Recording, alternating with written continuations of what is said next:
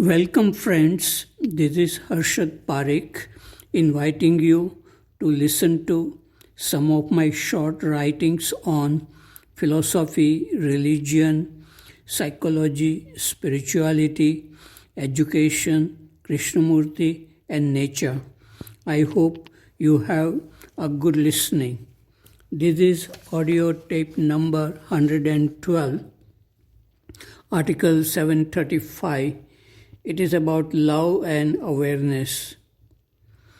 If you love a flower, a bird, or a human being, not because they are beautiful and they love you, but love is within you without any reason, then you are the blessed one.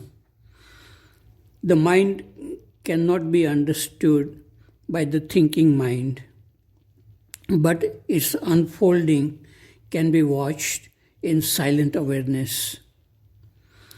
Article number 736. It's about a dialogue on Krishnamurti and tradition. We listened to a talk of Krishnamurti on authority. Then we had a dialogue on this topic. Rajesh, Dalal, Ravindra, Hanumantrao, G.N. Rao and Sunanda were present. I said, quote, Krishnamurti is correct in saying that authority in spiritual, psychological matters is harmful. One can find out the truth by one's own investigation. For a person who is very clear and watching his mind with alertness, authority does not exist. Those who are confused and want to become clear invite authority. In India, there is a tradition of gurus. Some genuine gurus help their disciples. Did not Ramakrishna help his disciples by many direct and indirect ways? Most of us have made Krishnamurti an authority. Because he speaks with such passion, we do not challenge him. He may not be completely true in rejecting tradition. I think that Krishnamurti is burning within by passion. What is the source of his strength? He has been saying the same thing for more than 50 years, unquote. There was a heated discussion between Hanumantrao and Rajesh. Hanumantrao became excited for the first time in such dialogues. He told Rajesh that when a person begins with thought, he can end up in thoughts only. Thoughts affect environment around. Yogis affect people by their presence. They are beyond logic or reason. For Rajesh, logic is of the highest importance. He did not believe in yogis and their trances. They behaved irrationally. India has remained poor and backward because of all kinds of superstition, and irrational behavior is admired. There may be logic even in the phenomena which cannot be understood by logic. Rajesh watches beliefs and he analyzes them. His approach is of discovering the cause of beliefs and understanding their nature. I said, I watch beliefs if they come. I do not analyze them. The wind blows and I feel it. A bird flies and I watch it.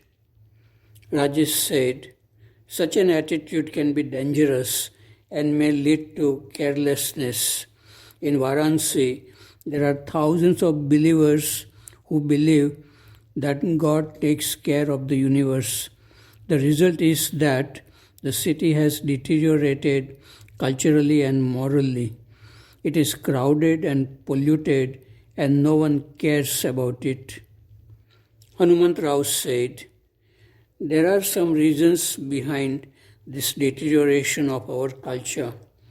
People blindly imitate spiritual teachers and use their teachings to justify wrong deeds.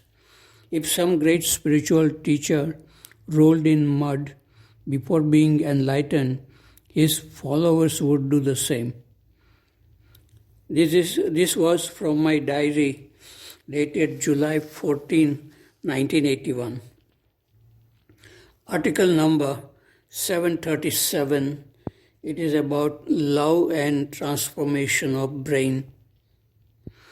Love which comes from freedom and wisdom, and which is not based on attachments and expectations, has the capacity to transform the brain at the biological level, which enhances the capacity to look deeper into the nature of thoughts and all things around. Article number 738. It is about a flower and stone. Phool and Patthar, flower and stone. A Hindi film with this title was made in 1966, starring Meena Kumari and Dharmendra. Dharmendra was strong like a stone, with life lived in criminal activities, but the softness of his heart was awakened by a woman who was like a flower.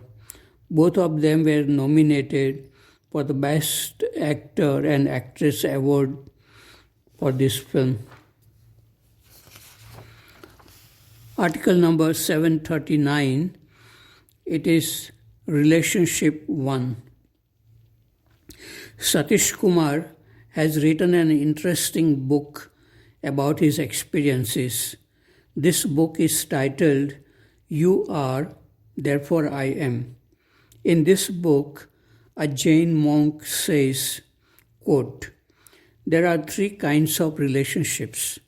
The first is a relationship of harmony in personal love, which is called raga, like raga in music, where sounds and notes are in accord.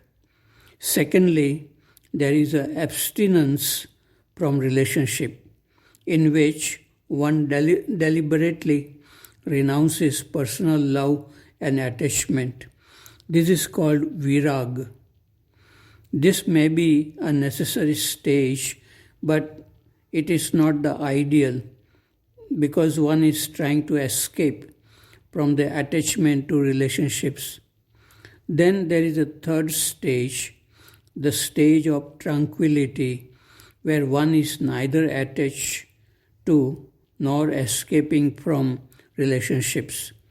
One is naturally joyful and at ease. This is called vitaraga.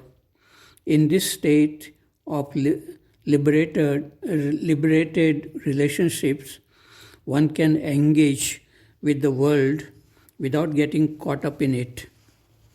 Unquote. Article 740, it is about relationship 2. Relationship among human beings exist at three levels: physical, mental, and spiritual. Working together, eating together, playing together, singing together, etc. is relationship at physical level. When we are not together physically, what is the state of our mind? Are we happy or lonely? What kind of thoughts and feelings arise when we are alone physically? This is relationship at mental level.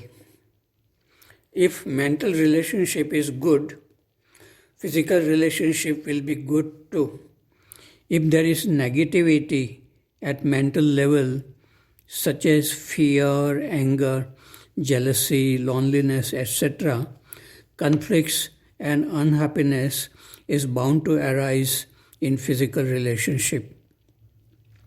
The relationship at spiritual level is rare among human beings, and therefore such a relationship is difficult to understand. In such a relationship exists freedom from self or images created by the mind. It is beyond attachment and detachment. People who sense within themselves the essence around which our body and mind are formed may understand or feel this kind of relationship. Such people remain peaceful and happy whether they are alone or among people. Article number 741, it is about beliefs.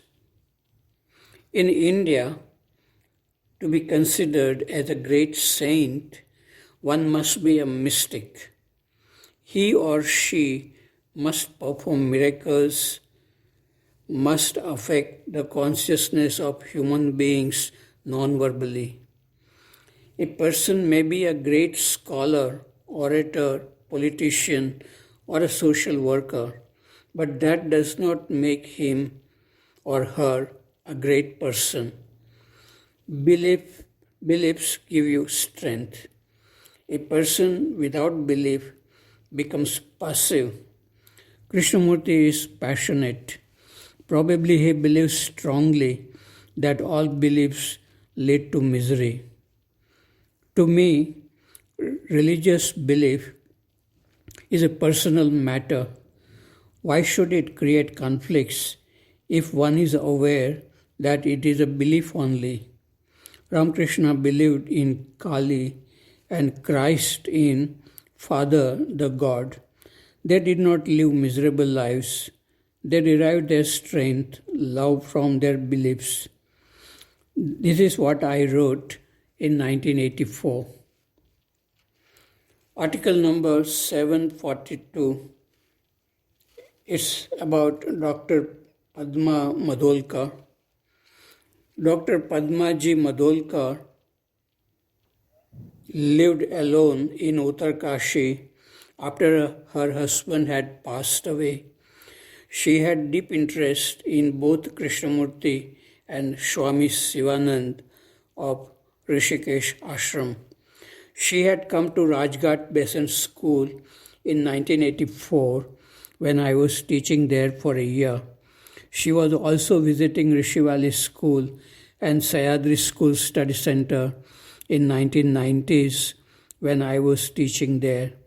We had many one-to-one dialogues on Krishnamurti. Sometimes I invited her to my classes to have dialogues with students. She was very good in making students listen and participate in these dialogues.